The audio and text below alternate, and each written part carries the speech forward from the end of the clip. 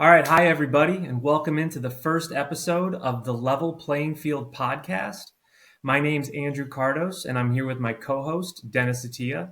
So the main purpose of this podcast is that we want to get behind the scenes and behind the scoreboard of sports and take a look at all types of athletics from youth all the way up to the professional levels. We'll dive into what really happens behind the scenes, the parts of the game that the casual fan might not understand, and see how those things shape the products that you see on the field. Along the way, we'll share our own journeys, growing up, competing, and coaching at different levels, and talk about how those experiences shape not just our careers, but also our faith and who we are today. Our hope is to give you insight, inspiration, and a fresh perspective on the impact sports can have both on and off the field. So with that, Dennis, how are you today? Hey, Andrew, it's a beautiful day in Pennsylvania. I was just on my tractor planting some alfalfa, so I'm taking some time to do this podcast with you, and I'm so blessed. I would tell you, man, the NFL, we've been talking about the NFL. Everybody's so excited. It's the kickoff of a new season and the NCAA football in particular.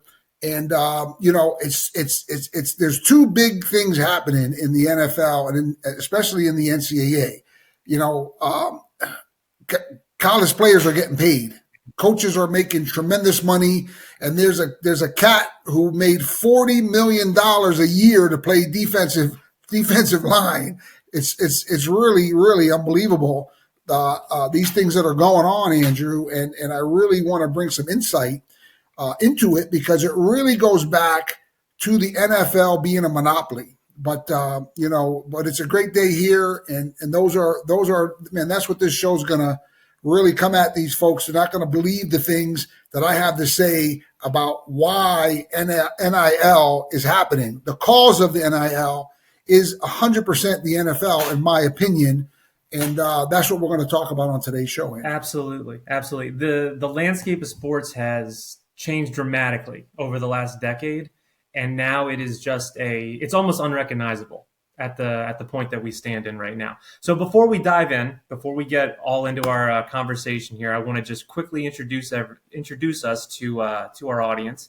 So Dennis, my wonderful co-host, legend in the Pennsylvania sports community. High school state champion in wrestling, all-state football, wrestled and played football at Pitt. You played in some big-time bowl games, Sugar Bowl, Cotton Bowl, Fiesta Bowls. Team captain, 1985. You had some pretty good teammates on those Pitt teams, some Hall of Famers, NFL players, all of that. Did I miss anything? Oh, you said too much. Really, you said too much. I would tell you from the wrestling perspective, wrestling in the Olympics was one of the greatest blessings and experiences I've ever had in my life. And this show is going to encompass Olympic sports. We're gonna talk today mostly about football because it is football season, and there's some tragic things happening. In particular, the NFL has a monopoly. In 1986. I had a professional football contract to play for the Baltimore Stars, and Donald Trump, the current president, and the owners of the league won an antitrust lawsuit against the NFL, Andrew, and in federal court. And, they ruled that the NFL is the monopoly. Since that time, nothing has been done. And, Andrew, there's each team. So there's 32 teams, only in 23 states. So imagine that we have this great American country that we have since the 1980s. The court ruled that they're a monopoly, and they're still only in 22 states in America. First of all, so how is it that our population probably grew by 100 million people since 1980 and since the 80s? The sport has gone off the wall, right? That they can afford to pay a guy $40 million to be a defensive tackle. Andrew, I probably have more sacks and more tackles than him in college. You know what I'm saying? $40 million for a defensive lineman. What the problem is, there should be 30 more teams. That's the problem. every single team, every single state in America should have a team. Do you understand? Yeah. And that. Go No, ahead. as the contracts start getting bigger and those TV money starts rolling in, it's insane. These numbers are insane, and we're not even talking about the number one player on the team. We're not talking about the quarterback, like you just said, defensive line. We're not talking about the quarterback. We're not talking about the left tackle. We're talking about the defensive line. And yeah, they're important. At football's team sport. Everyone plays their role, but at some point, if you're making $40 million as a defensive lineman, that means that like mid-tier players are making 10, and that is insane money. Insane money. The problem is, Andrew, the NFL teams are making so much money because there's only so few of them. So this when they were ruled through this antitrust, and the current president of the United States, Donald Trump, was the spearhead. He was the leader in that lawsuit. Okay, so what's happened since then? Okay, now football has gone off the wall. Just you look at the ratings, you look at the attendance, you look at the money the guys are making. Well, because there should be 30 more teams in those 30 states that don't have a team, and then that money needs to get spread out so they can have another 1,500 professional football players, Andrew. So if they have opportunities for 1,500 more football players, well, guess what? All these superstars that are playing in college and getting $1 million contracts to play in college can go play in the NFL. Look, the NCAA is an amateur venue. It's been established and has been it the way it's been for over 100 plus years. And if it ain't broke, don't fix it. And that's the problem. We got some idiots running the NCAA that don't know which way's up or which way's down. And we got this mess where they're paying kids millions of dollars in college to play football. And what's a kid on campus going to do with $1 million, Andrew? They're going to have. What's he going to do with $1 million? They're going to have a lot of fun because everything's cheaper on college campuses, so they can do anything they want. But I think that's the first jumping off point is that the NCAA is broken. And we're not talking about an organization that is like run with any type of leadership. The NCAA has been broken for 25 years. The whole pay for play that's now on the books is such it's a cascading effect. It's a waterfall. So what was going on in the 80s, there was always money in football, in college sports. It was under the table. Kids were getting paid. Some universities, they did it. Some didn't, some did. As we move forward into the 90s, 2000s, and into the 21st century, now they brought all that above board, and it exacerbated the whole process. So money has flown in to these organizations, to these schools. They don't know what to do with it. The kids don't know what to do with it. It's the Wild West. There's collectives. There's all these NIL strategies that are coming out for all these different colleges. Nobody knows what to do, and nobody knows how to plan for the future because one, they keep changing the playoff every year. It was the BCS, then it was 4 teams. Now it was 8 teams, 16 teams. Who knows? I'm a sports nerd. I love listening to all the podcasts.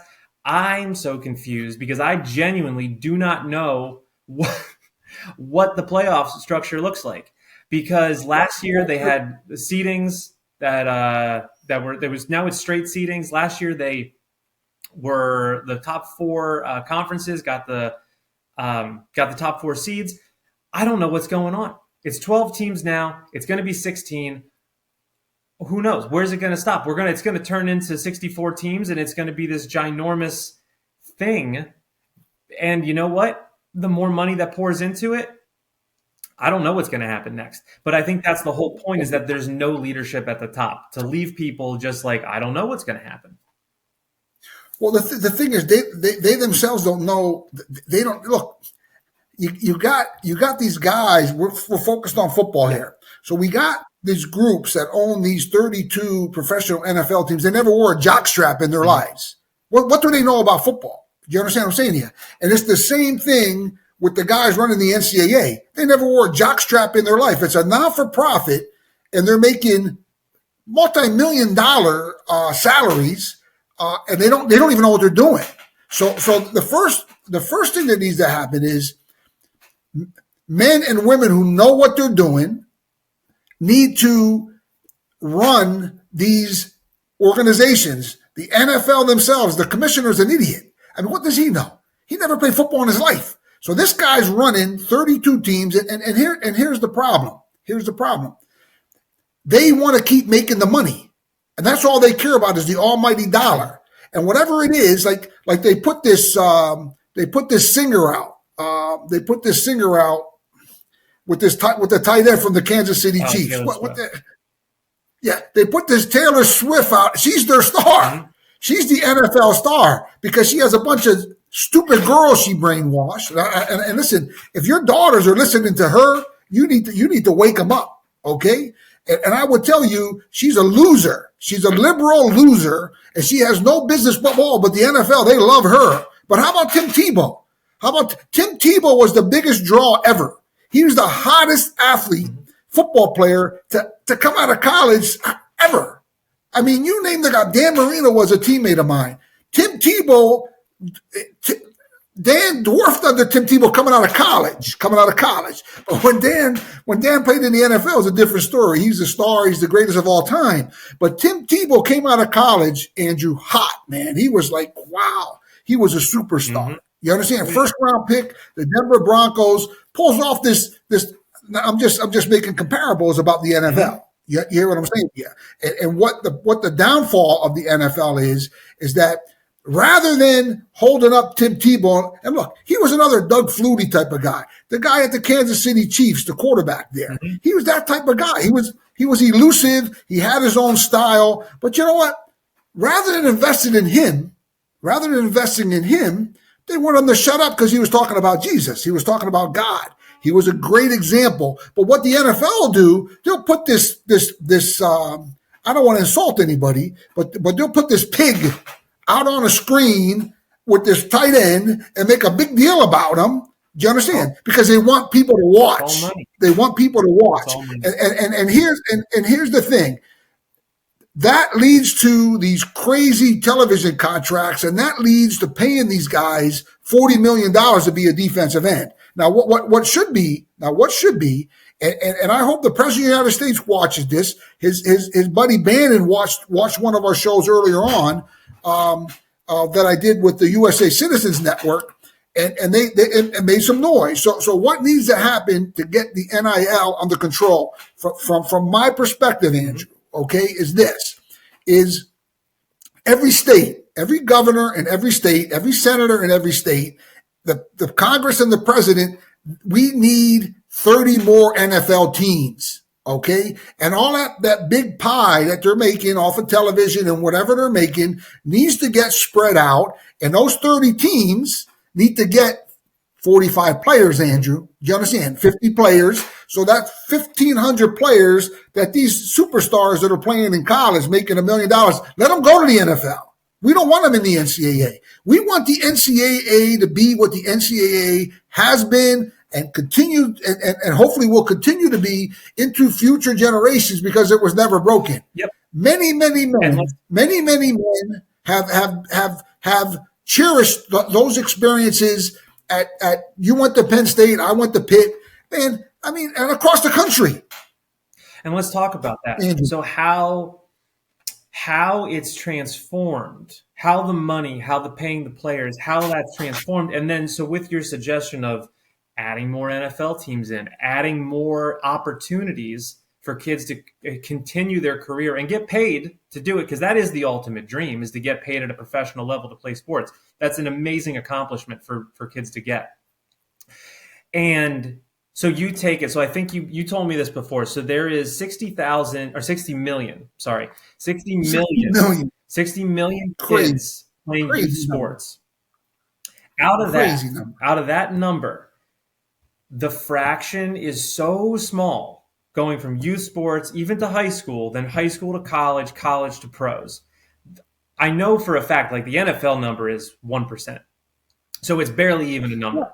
So, but if you're able to double that, if you're doubling 1,500 to 3,000, 3,000 to 4,500, that is a tremendous amount more opportunity and life-changing money. And then what also, to your point, you're saying is that you're opening up more spots in college. And when you're opening up more spots in college, absolutely. And here's the thing: the states, the other 30 states. I'm sorry to interrupt there. I want to throw this thought at you. The other 30 states, Andrew.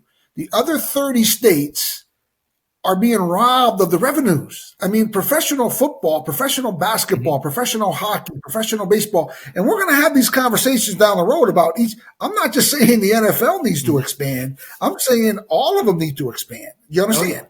Because why? Because everybody in these states are watching the football, the basketball, the hockey, the baseball, the soccer. Soccer is pretty good, but what I would tell you is, why aren't those citizens in those states benefiting from professional sports? They're being deprived, but they're being robbed, if you understand what I'm saying to you.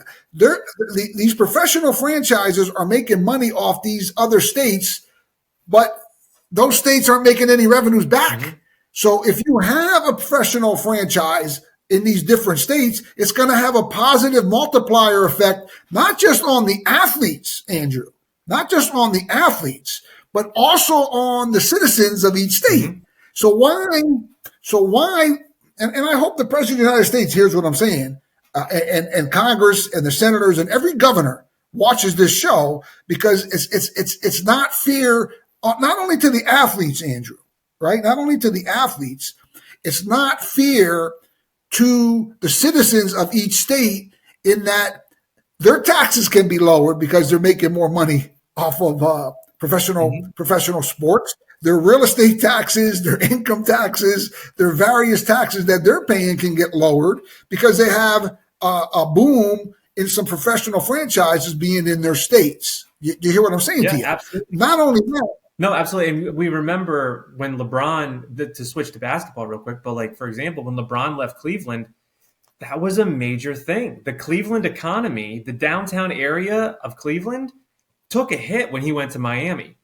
All those bars, restaurants, it gets cold. Basketball season's in the middle of the winter for the majority of it. So people, they don't want to go out in Cleveland in the middle of February to watch a basketball game if you're watching a losing franchise. That's money in these bars and restaurants and different shops along their downtown strip there.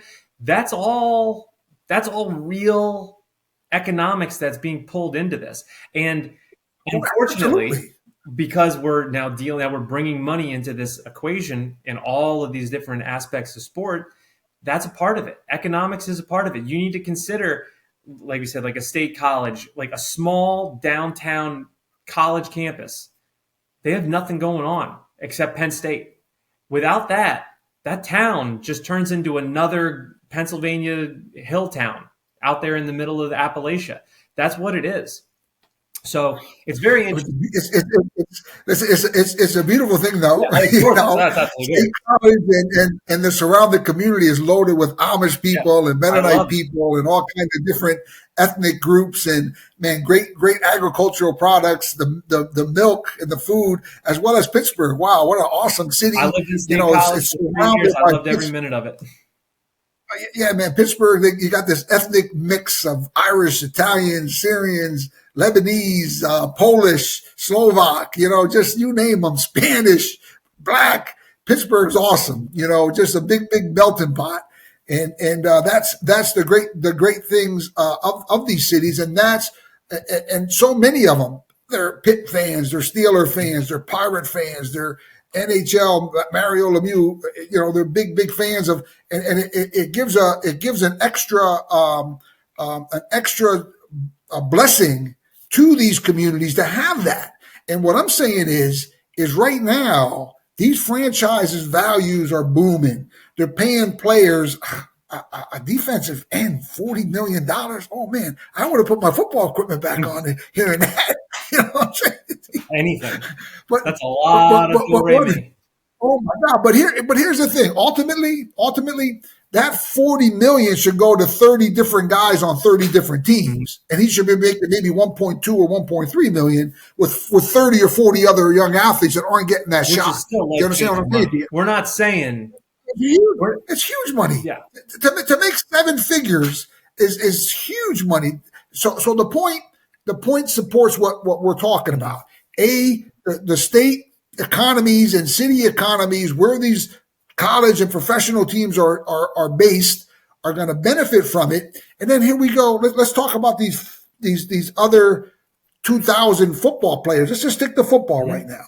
Let's talk about these other 2,000 football players and what it does, Andrew. So when I was in college, we have this superstar for the Eagles. He's a local kid. He just won the Super Bowl. He was, the running back for the Eagles. Taquan. So we have him. He left early. Mm-hmm. He left State College early to go and pursue a career in professional football. He didn't want to get all those great things. He got enough of it up in State College, but he didn't. The friendships that come, the hardships and the tough times that you have while you're in college makes you into the man that you become. I grew up in Pittsburgh. You grew up in State College. I didn't grow up in Lehigh County. I grew up, you grew up in college. Mm-hmm. So the whole idea, of course, I grew up in Lehigh County too. I love Lehigh County. But the thing is that that's what he chose to do. I had a kid, Charles Gladman, great tailback at the University of Pittsburgh. He left earlier. Curtis Martin, he left early. You understand? Dan Marino, he stayed for all 4 years. He could have been a first-round draft pick his junior year, but hey, he stuck around. He wanted to be part of the team. He wanted to be part of the community. He wanted to get his degree. You understand? Mm-hmm. And look what his degree done for him. He made more money from the world than he did from football because he's an intelligent guy. He got a degree. He was able to be and do the things that he's done in business, and he's been so successful off of his degree. So and that's something I want to talk about because you know a lot about this and what's happening with these kids in that when they're in this transfer portal. So look, I'm not really. We're jumping around a little bit, but let's talk about that. But I just want to make a couple more points on the NFL, but tell everybody about what these kids go through with this NIL and this transfer portal. Not people don't know. It's miserable. These kids are not getting an education, which they're supposed to be getting. And their education and their friendships are more valuable than making $1 million or $500,000. That's jumping around all over the place. But take some time and explain that to the viewers. It's hard. It's really hard. So the transfer portal, how it's set up right now is there's two windows. There's one at the end of the season, which really isn't at the end of the season. It's in the middle of the playoff run because now college football has playoffs. So basically, perfect example is Penn State last year, Bo Pribula. He wanted to be a part of the team. He was a backup quarterback, playing about 15, 20 snaps a game. He was a part of the game plan. Grew up in York, Pennsylvania. All he wanted to do was be part of Penn State, be a Penn Stater. He was put in an impossible position, and I feel for that guy immensely because he had to make a decision. Do I stay and be a part of this team, or do I look out for myself and go and get a job? And he obviously had to make the hardest decision of his life, and he transferred to Missouri. Penn State goes on and basically is one bad play at the end of the game away from playing for a national title. If Bo's in that game, who knows what the game is? It changes the entire complexity of their whole playoff run, and who knows what that means? We'll never know. He turns around. He has to do what's right for him. No blame. He's put in an impossible position. But looking at it from like a coaching perspective, think about this. You're in the middle of a playoff run, and now you got to recruit your own team. You finish your season. You play 12 games. You go to the Big Ten title game, and now you have to turn around and say, all right, well, you guys are coming back, right? Like next week? Because it's not just the football schedule. Now you're focusing on the academic schedule, and everyone's academic schedule is different. Some schools have trimesters, some do semesters. And it's just so many different moving parts that you can't comprehend it all. It's just so much. And to put on these kids' heads on top of, I mean, let's be honest, performing on national TV. Like there's no stress in that at all. There's no stress in being a Division I athlete. You know, you're holding your scholarship, competing against the top kids in the entire country, going to school, taking classes, all of this. Now you're going to put on, oh, by the way, you need to make a decision in the middle of your season. Your friends are counting on you, but also, depending on your situation, maybe your family's depending on you. Now there's money involved. There's so many different aspects of this that you're putting on 18 to 22-year-olds that it's not fair. It's not fair to the kids. And it's making them grow up. I mean, it's so fast. They have to make these decisions. And who knows if they're right or wrong? You're not going to know what's right or wrong until it's 5 years down the line. It's warping them. Yeah. It's warping them. That's what it's doing. I'm not here. It's really heartbreaking. It's heartbreaking. It's stressful. It's basically they're basically becoming. I hate to say this or use this word, but they're becoming free agents. They're becoming these. Well, here's the thing. Every year you can go into the transfer portal. There's no limit. So it's in the NFL, you sign a contract. It's collectively bargained. There's a union. It's a part of a structure. If you take that and implement it into the college ranks, you can get me behind it. I'm not saying that kids don't deserve to make some money because there is a tremendous amount of money being poured into college athletics. I'm saying that the structure that which the money is being funneled through to the players is terrible. And the kids are not at fault. It is the people running the show who are at fault because there is no leadership at the top. I'm gonna disagree with you on that. I think that it's going to poison the kids. I think that if it's not broke, don't fix it. I would tell you, I was at a wedding, just a couple of weeks ago, and I ran into a couple of my cuz, a bunch of cousins,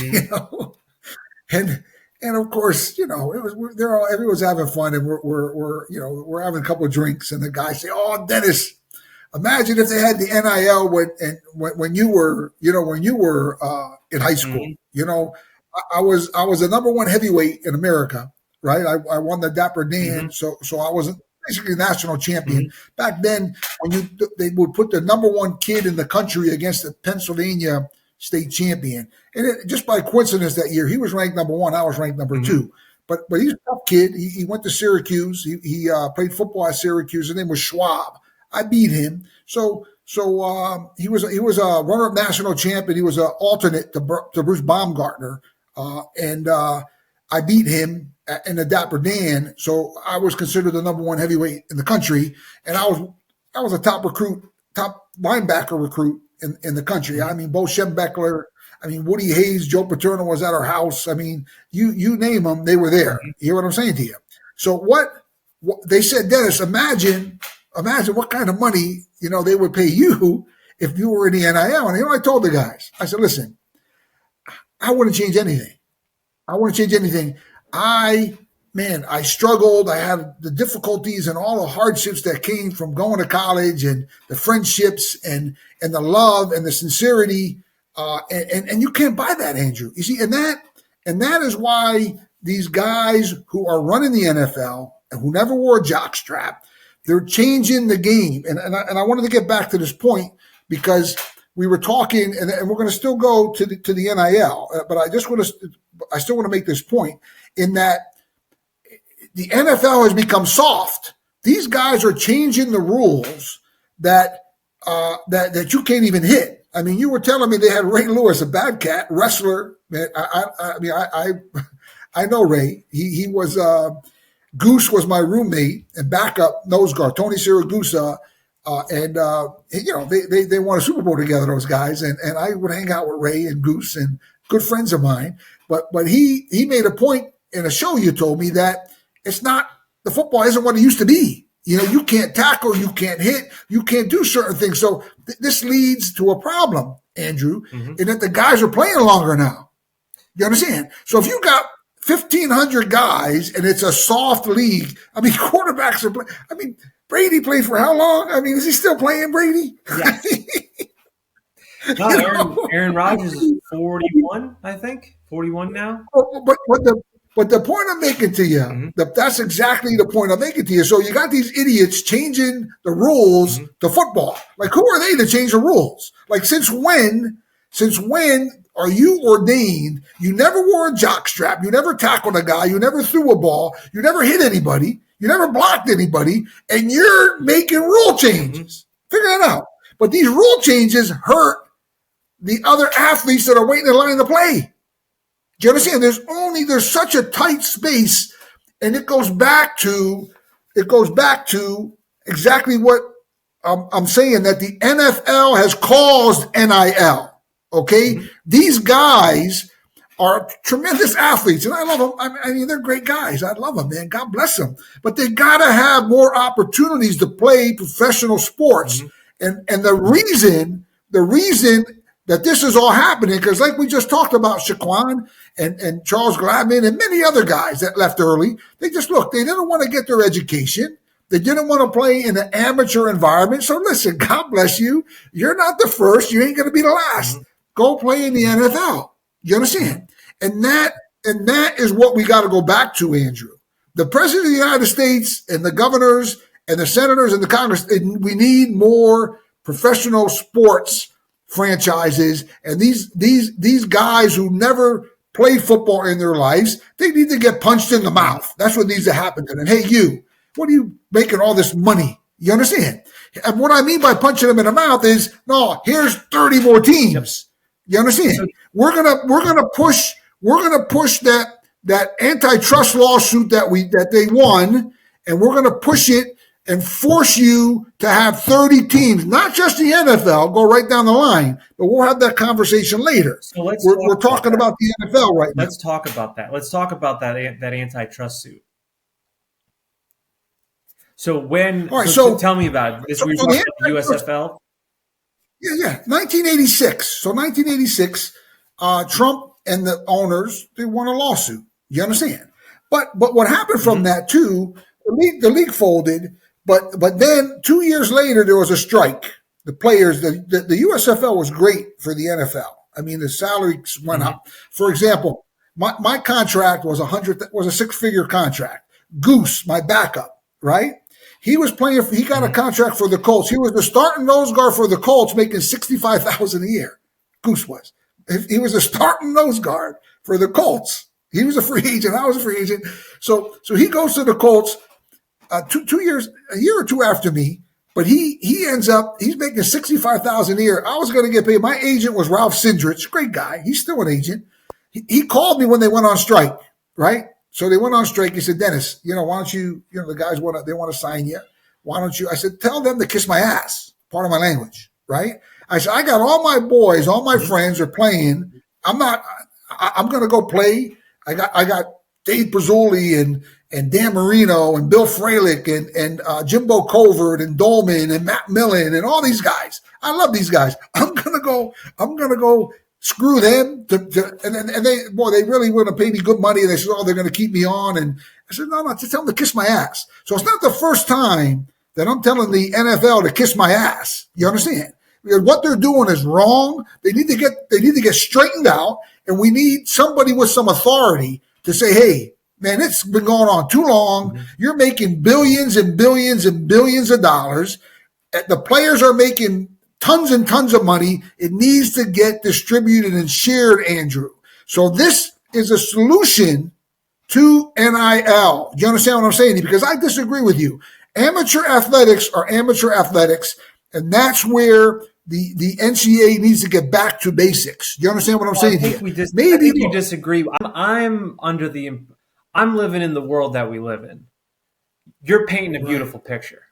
I think I agree with you in the fact that, yes, I believe amateur athletics should be what it is, amateur athletics. You should go to school. You go to school for free. You're getting paid $200,000. You're going to school for free. Of course. And I think you touched on it. It's like you learn so much during your college experience. Listen, I am so grateful. And you never get that back. How about you? When you went with college, your dad, I know your dad, I love your dad. He didn't have no silver spoon. I mean, when you go to college, the large majority of the people that go to college are struggling. Do you understand? That's part of growing up. You got some silver. Well, that's what gives you your drive. Your struggle is what gives you your drive. So if you're going to college at a Division III school, or you're going to school at a Division I school, if you're going to an Ivy League school, or you're going to a Patriot League school, or you're going to a Big Ten, whatever the school is, you understand? It doesn't matter. It's up to the individual. You understand? And the large majority of college students that are on campus, probably 99% of them, are struggling in some way, shape, or form. It's not perfect. Do you understand? Even the kids that go to the Ivy League schools. Listen, I heard a commercial. I was on my tractor. I'm driving my tractor. I hear this commercial. I'm listening to the country station, right? And this commercial comes on. It says, do you know 1 in 8 Americans are hungry? I was like, oh, I didn't know that. Do you understand? 1 in 8 Americans are hungry. And there was a nice ad, and they said how they want to help and what you could do to help. You understand? On the country station. I just heard it. But it's no different in college, man. People are struggling. And that struggle is what makes you rich, according to St. Paul. He says our trials, our tribulations, our hardships is what make us rich. So I'm in disagreement with the kids making money. Now, look, is it a perfect world? So look, I used to sell my football tickets. When Pitt played Penn State, it was a big game, man. It's a big game, man. It was a big game. It was like Ohio State, Michigan, probably bigger at the time because Pitt was pretty good and Penn State was pretty good too. You hear what I'm saying to you? Yep. And so we get our tickets and hey man, mom, stay home, dad, stay home. We're getting $500 to $1,000 for a ticket. You hear what I'm saying?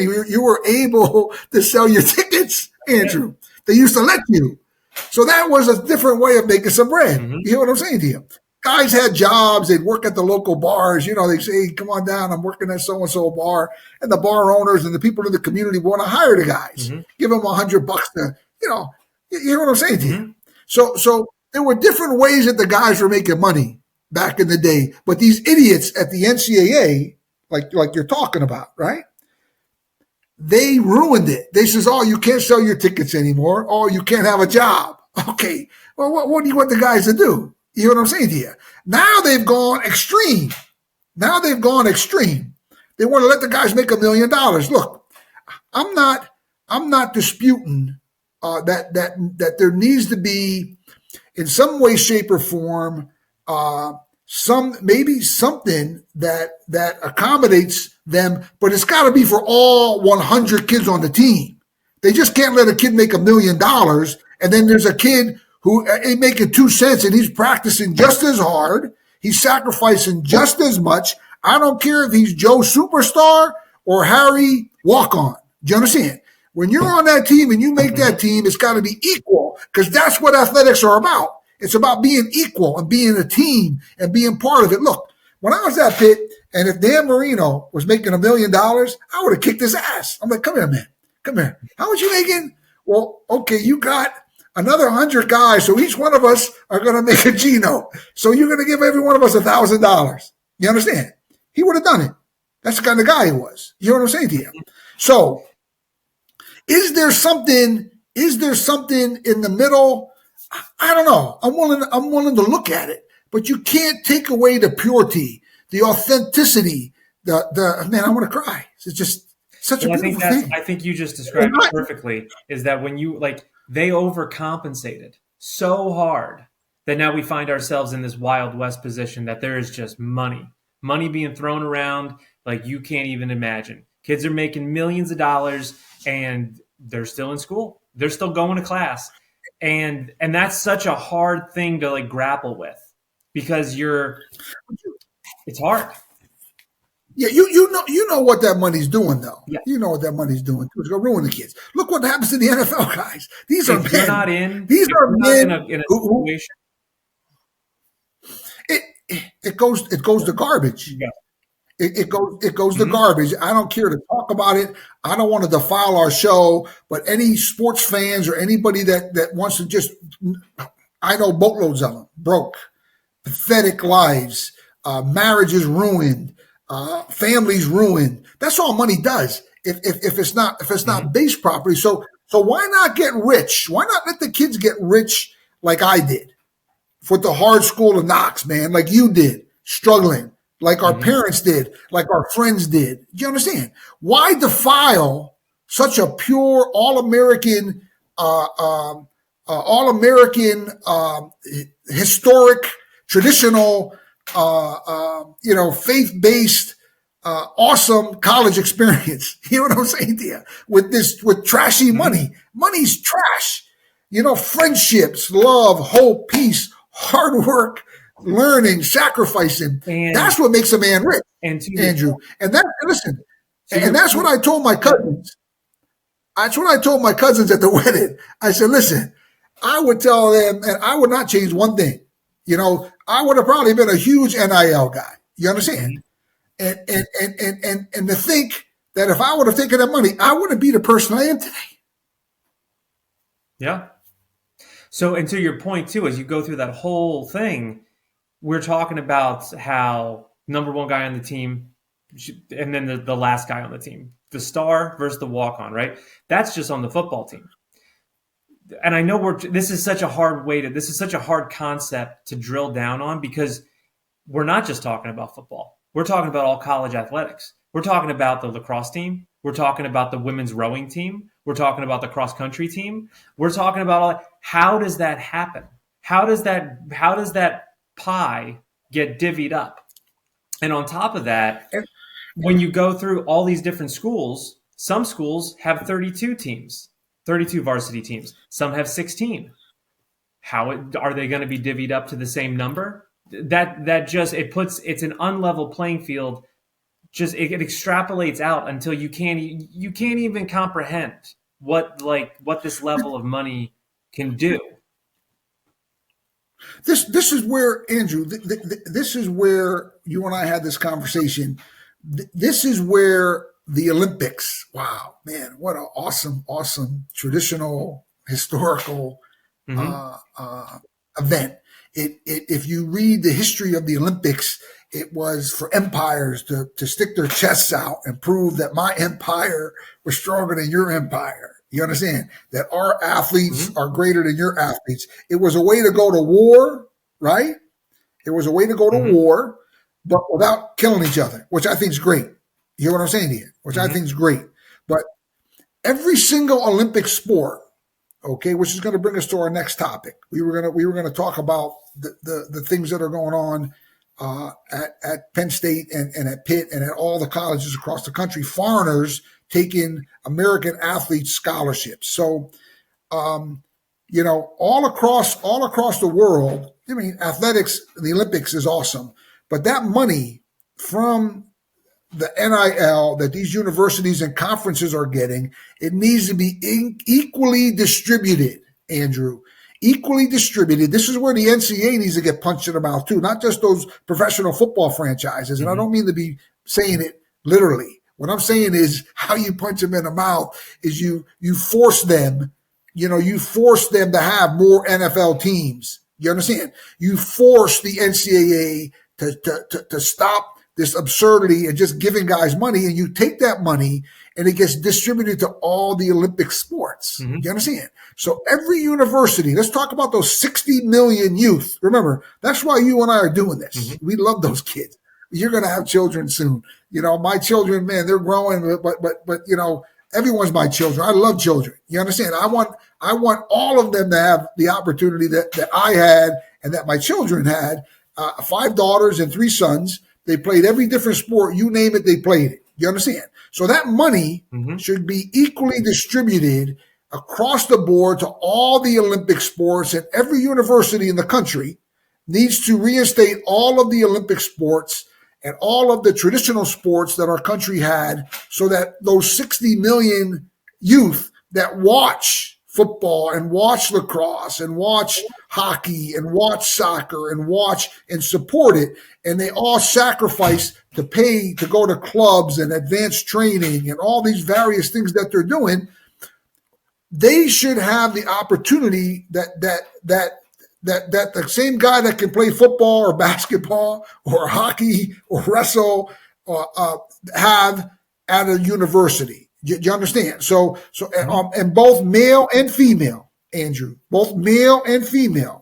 And I know the folks at the Big Ten Network are going to watch this show, not at the Big Ten Network, at the Big Ten Conference. A friend of mine's daughter is a commissioner, assistant commissioner there, and I'm going to make sure she watches this show. And all you folks that are watching, man, call your senators, call your governors, call your congressmen, tell them to watch this show, because we have the solution to the problem with the NFL and with the NCAA and the various professional franchises, but it's got to be as a group. So let's get back to your alma mater and my alma mater, Pitt. Pitt has a volleyball player from France. Mm-hmm. Penn State, the greatest wrestling. Listen, the greatest wrestling program in the world. I mean, State College is so. Man, wow, it's such an awesome place for wrestling and the other sports, but wrestling is something. So Penn State brought a Japanese wrestler. Oh my God. They gave a scholarship to a Japanese wrestler.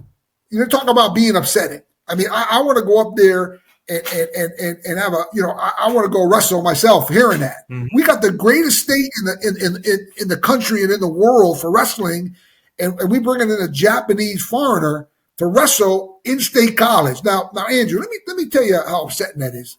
Oh my God, it's like to me, it's okay. So his age and with her, and this is the skinny on this why this is happening. These are older athletes. They're in their 20s and they're already advanced. Mm-hmm. So now what's going to happen? Is they're going to take an 18 or 19-year-old scholarship, right? Because the 18 or 19-year-old can't produce like that 20 or 21-year-old can. Mm-hmm. You understand? Yeah. From France or from Japan, right? So they bring them in. They're training the enemy. So now when we go to the Olympics, we don't have that star from Pennsylvania who could develop. And I guarantee you, Pennsylvania got these kids in Pennsylvania are tough wrestlers, man. And so hungry, so wanting to have the opportunity to wrestle at Penn State. Mm-hmm. I guarantee you there's a dozen kids in this state right now who have the potential if they're invested in. You understand what I'm saying to you? To become an Olympian like the kid from Japan is. You understand? To become a world champion like the kid from Japan is. There's a lot more politics to it, and I understand it, but I don't really want to get into it. But it's pathetic. It's pathetic that happened. And what's happening is now that girl's going to play for the French volleyball team in the Olympics, right? And he's going to wrestle for Japan in the Olympics, right? So we're going to use our resources, our scholarship to train the kid at Penn State and the girl at Pitt. But then what they do is, let's say that they're an engineer or a doctor, or they, amateur sports isn't like where they're going to go and make a bunch of money being a professional wrestler or a professional volleyball player. You understand what I'm saying to you? So they're going to become intellectually advanced from their scholarship at Pitt and at Penn State, right? Maybe become an engineer. They got one of the best engineers. Most schools have great engineering programs, right? At Pitt and at Penn State. So they both become engineers. So we used our alumni money and we used our funds for a Pennsylvania kid, for Pennsylvania athletics, to enhance those individuals academically and athletically. And where do they take it, Andrew? Where do they take it? Take it back to their foreign countries. Yep. Listen, it's bullshit. It's bullshit. It's the NCAA, not the International Collegiate Athletic Association. It's not the ICAA. And get this. I have a friend of mine coaching Division I. He's Olympian in track and field. 1/3 of this year's track and field, women's and men's, 1/3, Andrew. Listen to this. 1/3 of them, approximately 1/3 of them, he said 40%, are foreign born. In the Olympic national championships this year were foreign born, right? Competed in a foreign country. And here's what's so pathetic. Here's what's so pathetic. The same scenario exists. They come in their 20s. They're more advanced. So now they take an American's 18, 19-year-old's opportunity and scholarship, and his parents or her parents sacrificed, went to the clubs and everything they could, everything they possibly could to advance their children. And because, parents, listen, you love your children. I lived it. And you want them to advance. So you'll sacrifice, you'll go to clubs, you'll go to do this, you name it, special training, you'll spend the money, you'll sacrifice your time. My daughters are on volleyball travel teams, and my wife would travel the country with them. You understand? But the point is, what's pathetic, there's a French girl at my alma mater playing volleyball when there's a boatload of superstar volleyball players in the state of Pennsylvania and in America. What is going on? At your alma mater, right? The greatest, the Mecca. We got a Japanese kid that's got a scholarship and is wrestling in state college. That's bullshit. You know what I'm saying? And it's got to stop. And who's going to stop it? You and me, the alumni, the people. We got to speak out. We got to speak out against it. You understand what I'm saying to you? So I'm very passionate about it, as you see, and it makes me upset and frustrated to hear that such an assault on our National Collegiate Athletic Association athletic opportunities, and listen, the poor women. Think about this. So you're a woman. So now we got the NCAA is letting males take women's scholarships, right? Mm-hmm. I heard that the NFL was letting males now become female cheerleaders, where traditionally it's always been females, right? Mm-hmm. So you got males taking at the and cheerleading is very athletic. Those girls are very talented. You understand? Highly competitive. Well, they sacrifice.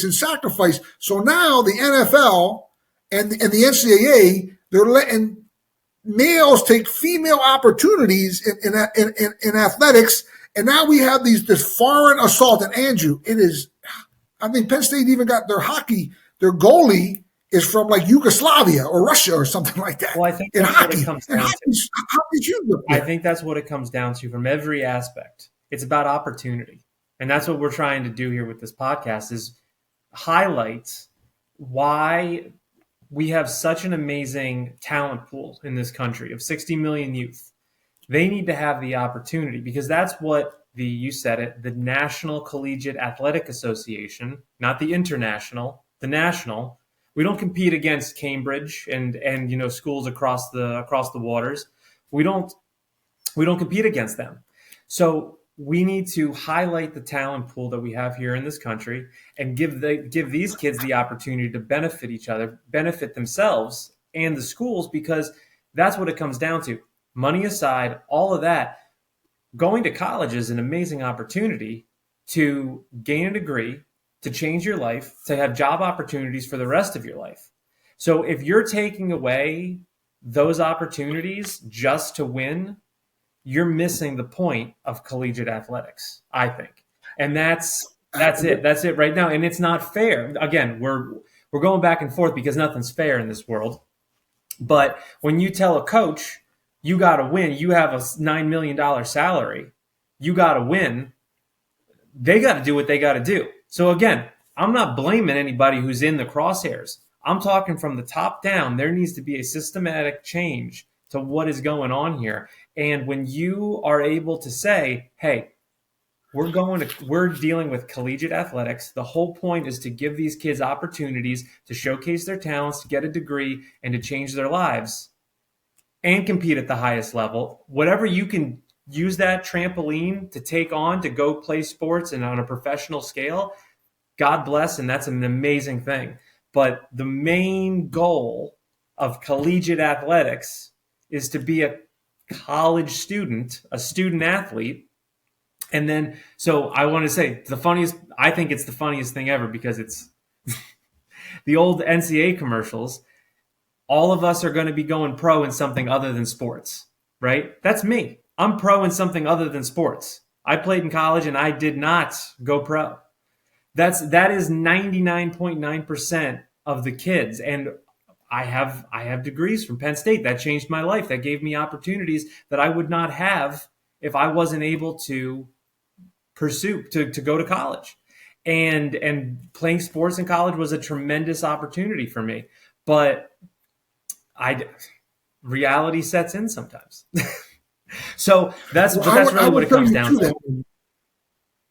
I would tell you you're right on, but the thing is with this International Collegiate Athletic Association, which the NCAA has become, folks, this is just one other tarnished failure of the NCAA besides the NIL, besides the way they've been handling the transfer portal with letting these kids miss school and getting back to the playoffs too. What about the kids getting an education? You know, when are they supposed to get a degree? And they didn't buy into 16 games, but that's another day we're going to have that conversation. But getting back to stealing the scholarships. So my friend, he estimated at 40% in track and field. 40% are foreigners now, right?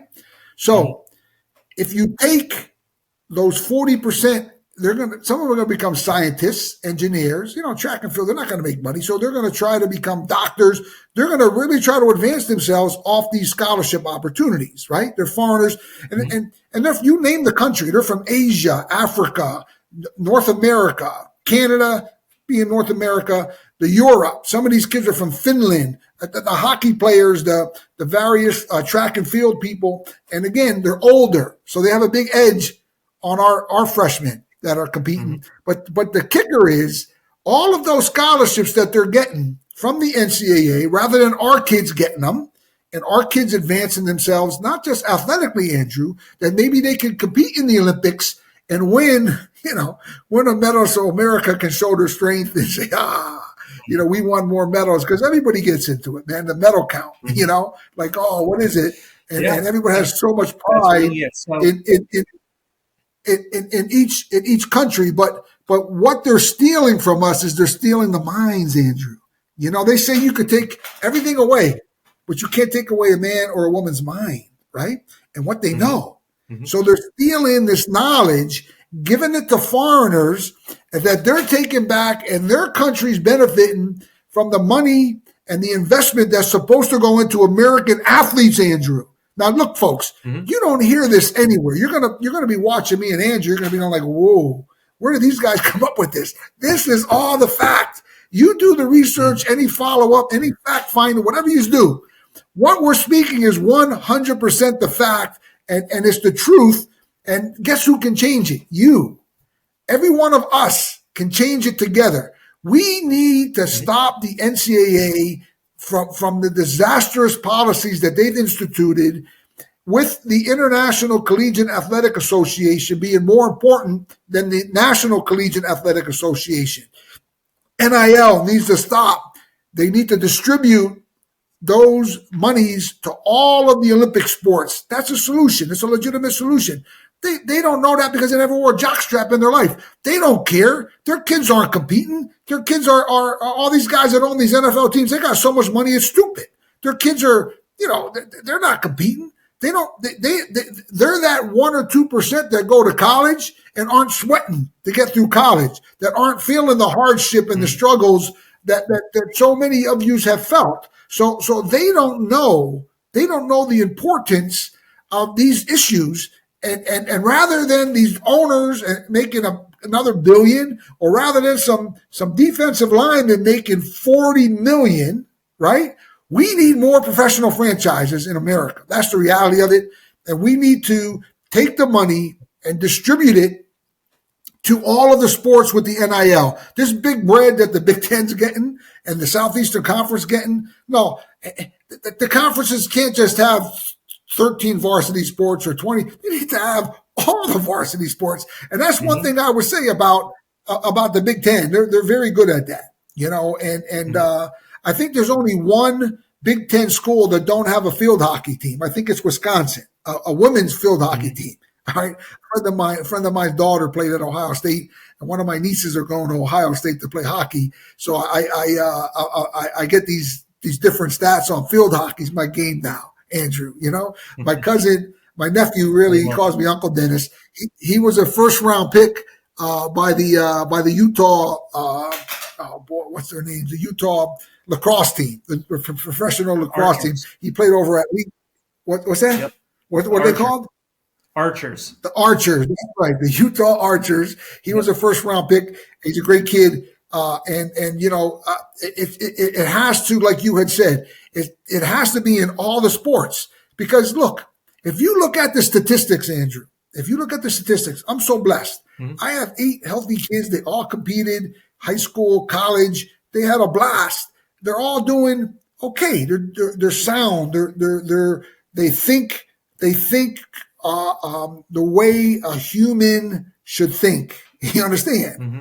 Athletics is awesome for kids and for human beings. It builds their physical and emotional and spiritual infrastructures.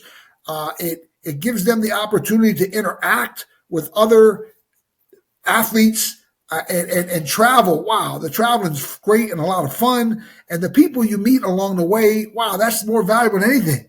The friendships that we make. Listen, Christ says this: the greatest thing a man can do is to lay down his life for a friend. So friendship, wow, to Christ was the most important. He says the greatest thing a man can do is to lay down his life for his friend. So the point I'm making, Andrew, is friendship. And that's where these kids getting shopped around with these portals and packing up one day and going another place another day. They're friendships that they're missing out on and getting pushed around on, and they're becoming numbers. They're a dollar bill. They're a free agent. I meant to say earlier, and I don't want to defile myself by saying, but they're basically whores. They're prostitutes. They're being prostituted. College athletes are being prostituted. And that's what the hell is going on. And the university should stop it. It shouldn't happen. Do you understand? They should be able to get a good, sound education. And guess what? And God bless them. Once they give them that opportunity, and then if they want to go a little early and make it in the NFL when there's 50 teams rather than, when there's teams in all 50 states rather than 22 states, do you understand? And the same thing in the NBA and the like. So the guys that want to go and jump the bandwagon and go make the big bread, God bless them. Go ahead. But I guarantee you, they're going to have some good friends that they made along the way. But bringing them in 1 year and then a half a year going to another place, and another half a year going to another place and jumping around, what kind of education they're going to get? And explain, Andrew, take the time to explain to the folks about education. I mean, a lot. That was a very good conversation we had the other day about how they're being harmed with their academic development. Well, yeah, absolutely, and that also ties into like how we said about the transfer portal and everyone having different academic schedules.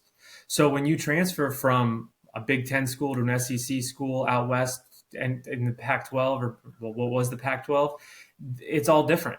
Everyone has different academic standards. Some credits don't transfer, some do. And you can be left kind of in limbo at the end of your 4 years. Your academic eligibility or your playing eligibility is up.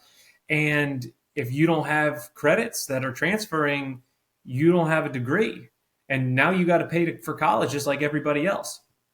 So it's a very interesting, it's complex. It's really complex. That's what it comes down to. But we're getting to the end here of this podcast. And for a final word, do you have anything to say to everybody and kind of lead them into what we're working on next? Well, I would tell you this, Andrew. It's important that everybody communicates with the powers that be. If you're an alumnus sending Penn State or Pitt money, say, no, listen, I'm not going to send you a check this year because you gave a scholarship to a kid from Japan or you gave a girl a scholarship from France. No. I mean, Pitt has a top volleyball team and Penn State is the greatest wrestling team in the world. Mm-hmm. And that's how you make a difference. You just call them and say, no, I'm not sending you. Or when they call you, the kids call you every year, to raise money for their school, you just tell them, no, look, I'm not doing it because they got a volleyball player from France. Mm-hmm. Or no, I'm not doing it because they got a Japanese wrestler from Japan, rather than giving those scholarships to Pennsylvania kids or to American kids. Mm-hmm. Look, we the people, man, we live in a great country, And I know there's been a lot of rhetoric about this and about that, but this country's always been great. We don't have to make America great again. It's always been great. It's the greatest country in the world, and these opportunities Absolutely. are very rare. So cherish them. Cherish them. Don't let anybody steal your children's opportunities. And those. My prayer today is that this show helps lead to some American athlete in a sport other than football or the like having an opportunity because these universities stopped giving foreigners full scholarships. You understand? And then that kid develops into an Olympian in the interim. You understand? And we have some Olympic superstar or some kid that just goes to the Olympics or even a medalist for the great country here, America. And then the second part that I pray is that contact your governors, contact your senators. We need more professional franchises. That's the reality of it, Andrew. And these kids need more opportunities to compete professionally also. So that's basically what I would pray that if anybody's listening, to tell people to watch us. It's a great show. We're going to do more next week. I happen to be an expert on sports gambling. Regretfully, and we're going to really cover this pathetic state of gambling on ESPN and on television and the NFL. It's pathetic, and that's going to be our next topic on the next show that Andrew and I do. You tune in, and we're gonna really give you some good insight on it. Awesome. Well, thanks everybody for watching our first show. And I want to remind everyone to subscribe. You can find us on Spotify, Apple Podcasts, YouTube, and anywhere you find podcasts. And until next time, have a great day.